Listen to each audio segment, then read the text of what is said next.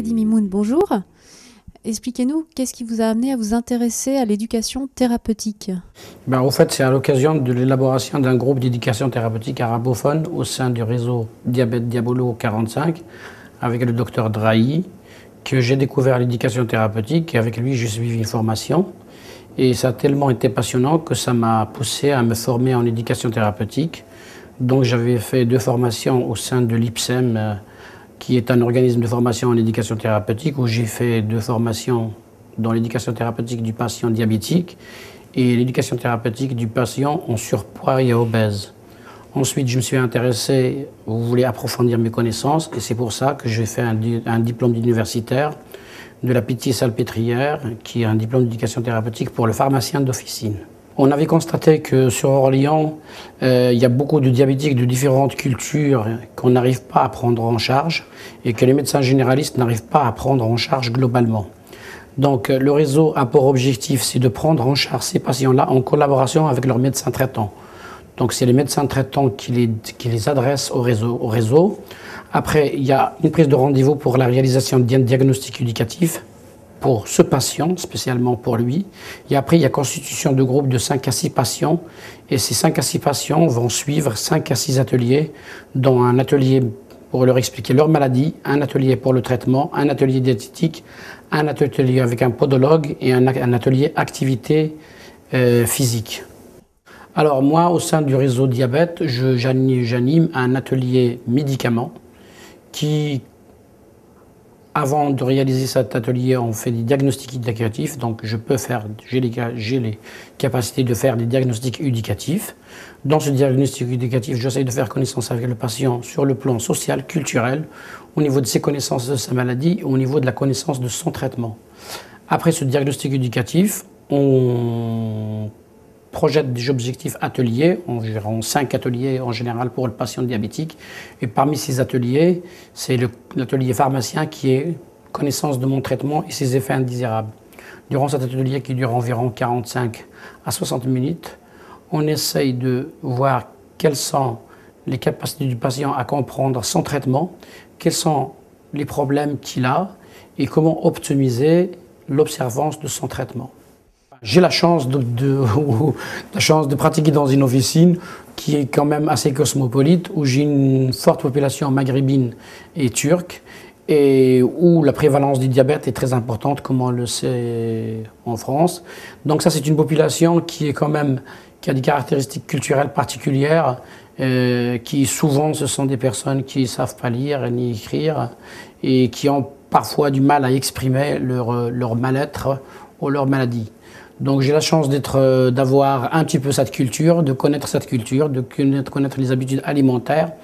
Et donc, avec un médecin qui est libéral, qui n'est pas loin de la pharmacie, on a monté un protocole. À chaque fois qu'il a un patient diabétique avec une hémoglobine glyquée assez élevée, il me l'adresse avec ses analyses.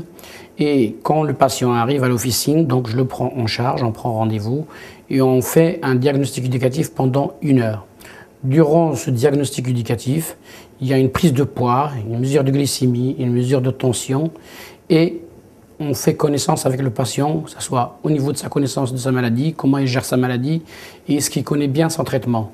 Ce diagnostic éducatif n'est qu'une première étape, puisque ensuite on va dégager un objectif. Est-ce que le patient a du mal au niveau diététique, au niveau alimentaire? Est-ce qu'il a du mal au niveau avec son traitement? Ou est-ce que c'est une absence d'activité physique?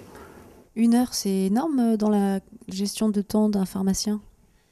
Alors j'essaye de faire de mon mieux, donc j'essaye de bloquer des matinées où je me dégage de la pharmacie. D'ailleurs, dans mon officine, quand j'ai refait la pharmacie, j'ai mis à part une salle d'éducation thérapeutique avec tout le matériel qu'il faut pour que les entretiens avec les patients se passent bien. Qu'est-ce que vous diriez à vos confrères pour les inciter à pratiquer l'éducation thérapeutique? Alors j'incite mes confrères et je les exhorte surtout à se former en éducation thérapeutique parce que c'est un moyen de valoriser le métier de pharmacien et qu'on arrête de nous traiter de tiroir-caisse et qu'on dise qu'on est aussi des professionnels de santé à part entière et qu'on est capable d'aider nos patients et de prendre nos patients en charge à condition que Dans l'éducation thérapeutique, c'est en collaboration avec d'autres professionnels de santé. Donc il faut reconnaître la place de tous les professionnels de santé dans l'éducation thérapeutique qui doit être centrée sur le patient. Le plus important, c'est le patient et qu'on ne laisse nos différents professionnels de santé de côté et qu'on se consacre au patient. Ça, c'est bien beau, mais c'est bénévole, comme vous dites. Qu'est-ce qu'on peut faire pour que ça soit rémunéré? Déposer des protocoles? Alors, pour arriver à la rémunération, d'abord, malheureusement, il faut qu'on fasse preuve qu'on est aussi on a notre part entière dans la prise en charge du patient global. Donc, je dis la première étape, ça serait de se former, de s'investir dans les réseaux et ensuite d'essayer de construire des réseaux dans le milieu libéral, parce que jusqu'à maintenant, 80% peut-être de l'éducation thérapeutique est pratiquée à l'hôpital, mais l'hôpital ne peut pas prendre en charge tous les patients. J'ai eu une activité à l'hôpital où je fais aussi de l'éducation du patient, mais je dis que dans les 10 années à arriver, l'hôpital ne pourra pas prendre en charge en éducation, surtout en éducation thérapeutique, tous les patients. Construire des réseaux libres dans le milieu libéral, avec un médecin, un pharmacien, une infirmière et un kiné ou un podologue, c'est possible. Ce qui est difficile, c'est que la charge administrative pour élaborer les protocoles, pour les déposer à l'ARS, moi personnellement, j'ai surtout besoin d'une aide administrative parce qu'il faut les évaluations qu'il faut transcrire et envoyer à l'ARS, les protocoles et surtout tout l'administratif qui est trop lourd.